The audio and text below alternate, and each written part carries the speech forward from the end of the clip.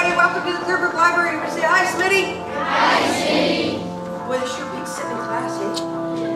Especially when you have such an exciting presenter. So, today, we're going to hear from DYER. How many of you have been reading your books? Oh, right on. Yeah. That means she can afford to take me out to coffee later. I think that sounds like a plan. So, I'm most excited because she's telling me that she's starting this magnificent long series in steampunk style. Anybody know what steampunk is? You know, it's kind of hard to explain, but if you've read anything by Jules Verne was like the original steampunk. 20,000 Leagues Under the Sea. H.G. Wells and his Time Machine. You know the way I say steampunk is that it's sort of like historically set, except it involves modern technology. Right? So exciting stuff. Anyway, you know what? I have a feeling, because she's already exuding personality, that I don't need to really talk about her, because she's going to talk about herself. But please give a warm atmosphere. Welcome to DYER. So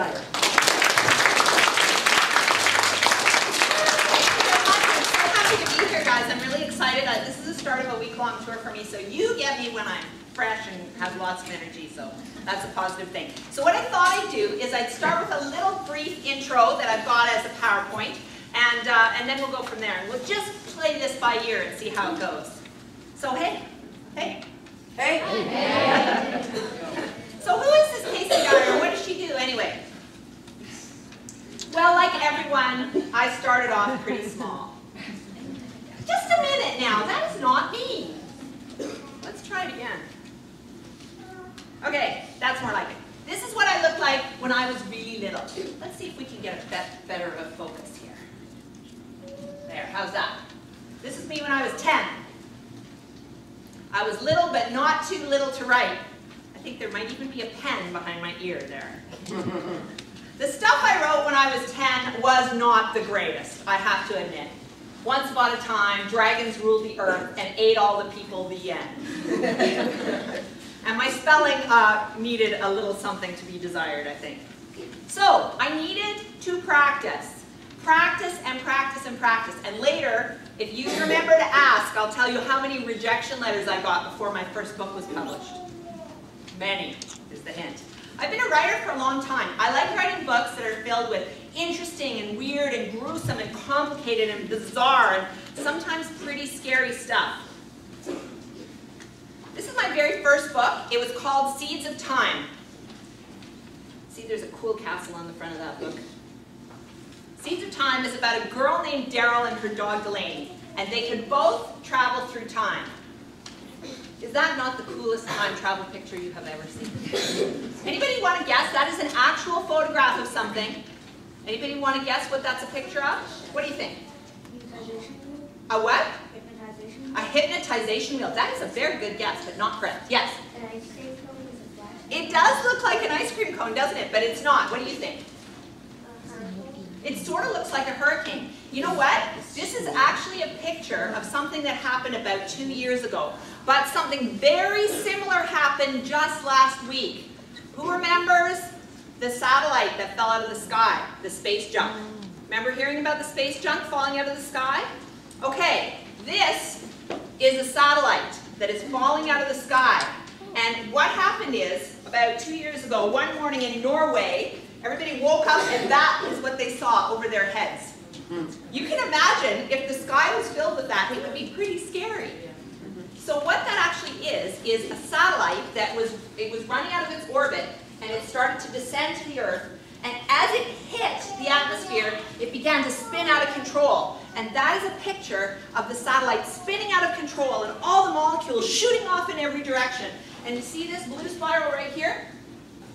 That part was the engine of the satellite that was supposed to direct its descent. So that's the fuel that's burning up.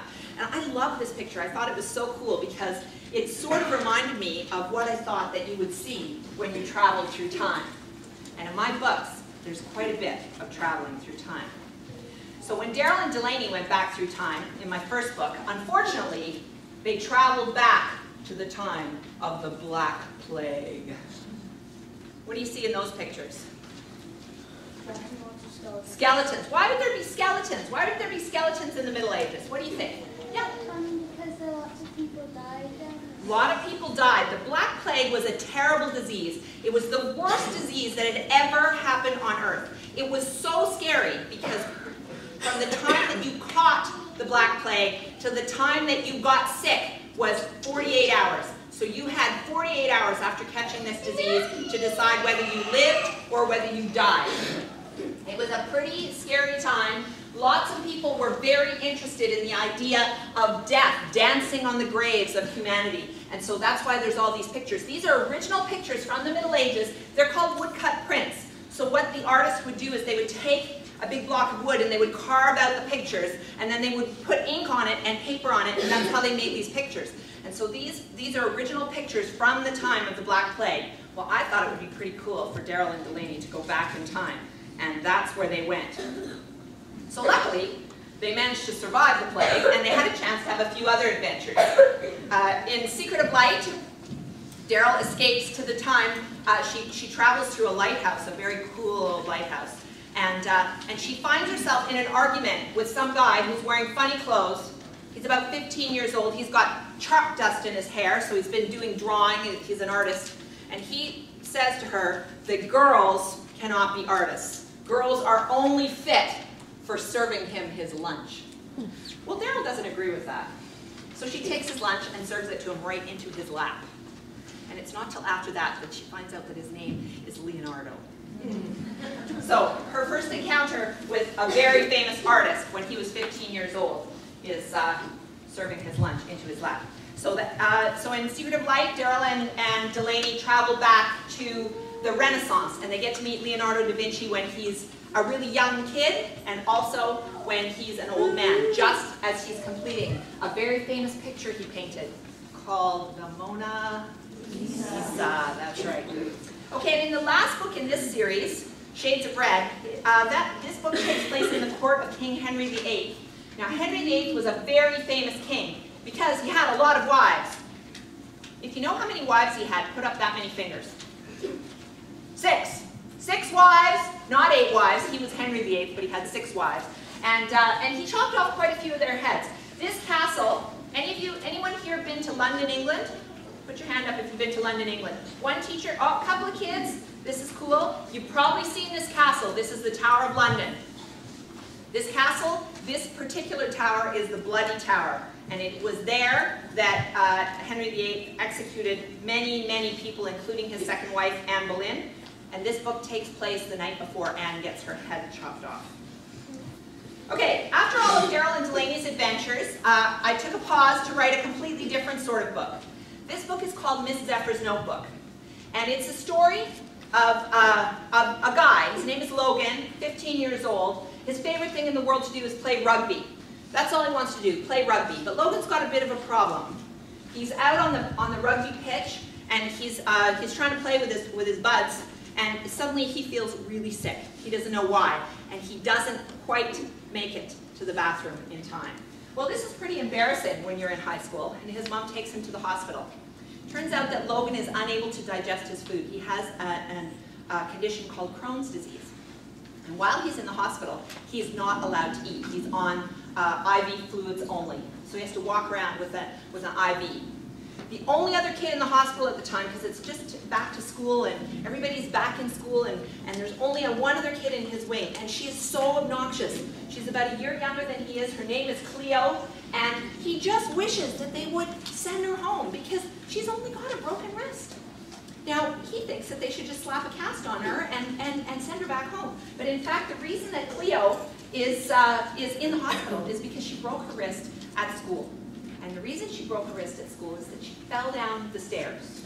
And she fell down the stairs because she fainted.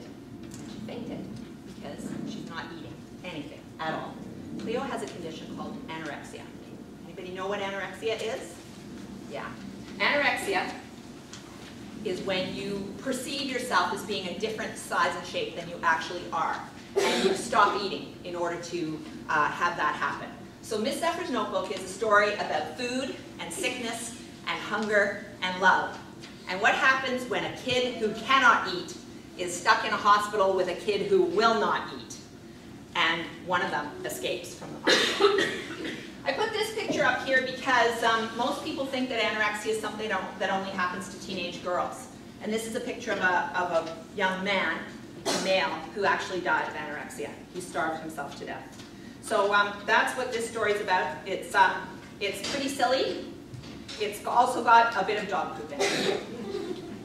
Because I can't write a story, it seems, without something gross. So sorry about that. Okay, after that, I started writing books about Darby Christopher. And I think you might be reading about Darby right now. Okay, so the very first book I wrote about Darby, like Daryl in the other series, Darby can travel through time. But unlike Daryl, who was able to walk around and be a person, Darby can't travel through time just in the same way. When she travels back in time, it's like she's a wisp from the future. She turns into a ghost. So maybe not that kind of a ghost. Can you see the ghost here? This is a picture from 1860. Can you see the lady? She's on the step. She's wearing a long dress. This is supposedly the first photograph ever taken of a ghost. So I'm not sure that Darby's that kind of a ghost either. So what kind of a ghost is she? I guess you have to read the books to find out. All right, here's a hint or two about the stories. They're sort of weird, they're a bit funny, they're a bit scary in parts, they're a little sad, you might cry, especially in a walk through the window, there's kind of a sad bit. But they're also very cool. So, questions that this presentation did not answer. Where does Casey Dyer write her books? Was she a pirate in a past life? Very possible. Why is Casey so weird, and is this a good thing? How much money does she make, especially if she was a pirate? Where does Casey live? What are the names of her dogs and cats? Or mine, as the case may be.